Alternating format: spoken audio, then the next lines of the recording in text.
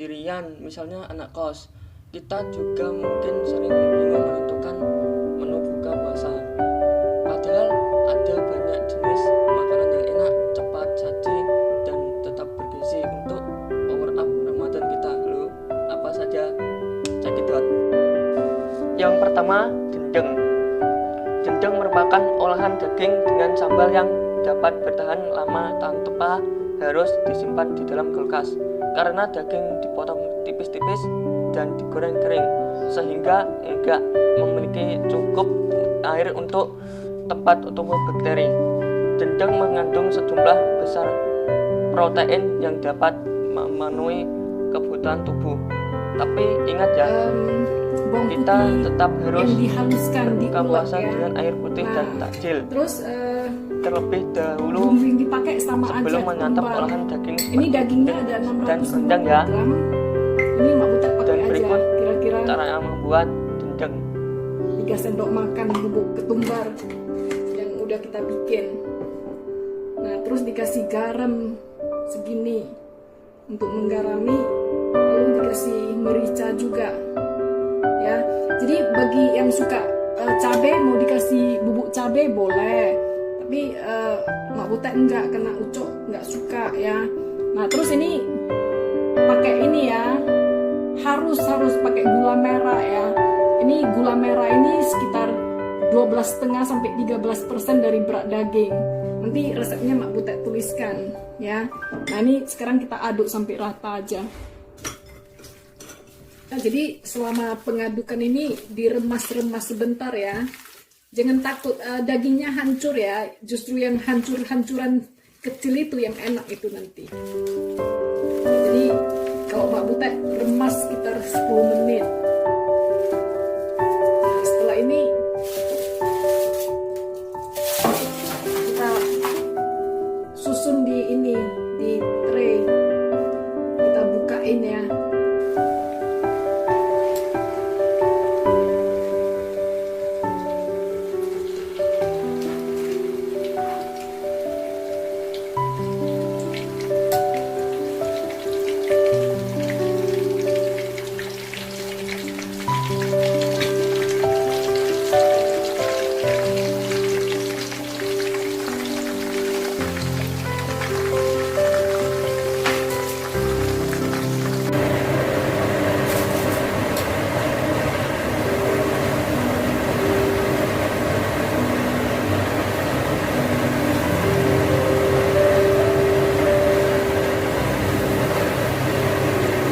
Hasilnya lumayan bagus ya.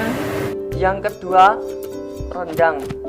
Rendang merupakan jenis makanan berbuka puasa yang kaya protein. Bahkan dapat bertahan sampai 2 bulan loh jika dimasak hingga minyak dan kuahnya menyatu serta bumbu-bumbunya benar-benar meresap.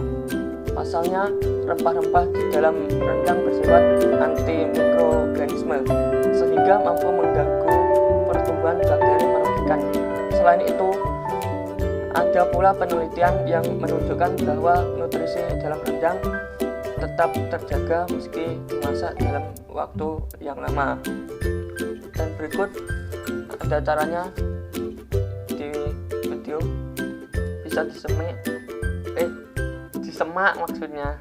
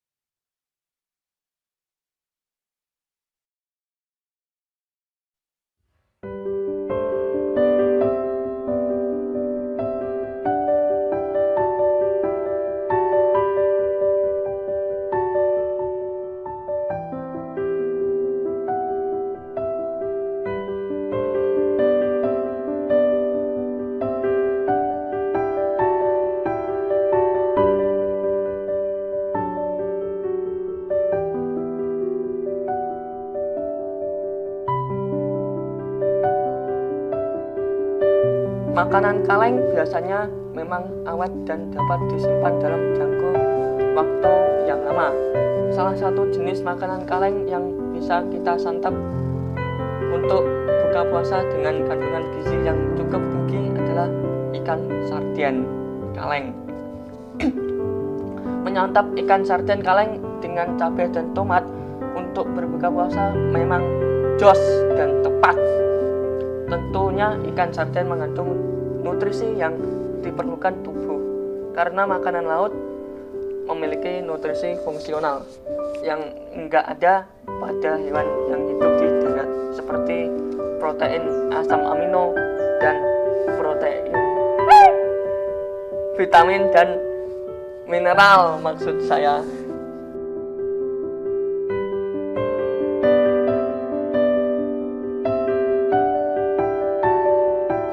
Yang keempat, kering tempe dan kentang. Kering kentang dan tempe juga dapat awet disimpan untuk waktu yang lama dengan digoreng bersama bumbu pedas manis. Bukan cuma buka puasa, menu ini cocok banget dijadikan sebagai santapan sahur anak kos, diiringi dengan sepiring nasi yang hangat yang aduhai. Sementara itu, makanan dari olahan keledai seperti tempe mengandung protein yang tinggi serta serat, kalsium, potasium, dan vitamin B pastinya. Berikut ada cara membuat kering kentang dan tempe, bisa disimak di video.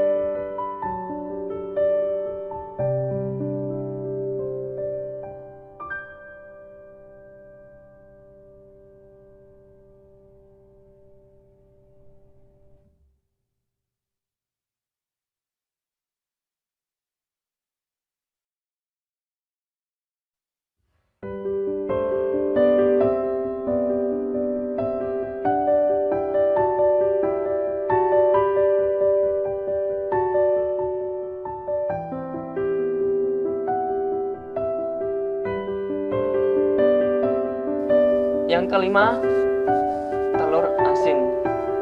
Telur asin mempunyai ketahanan yang lama karena kandungan garam yang ada di dalamnya dapat menyerap air di dalam telur sehingga bakteri enggak dapat tumbuh.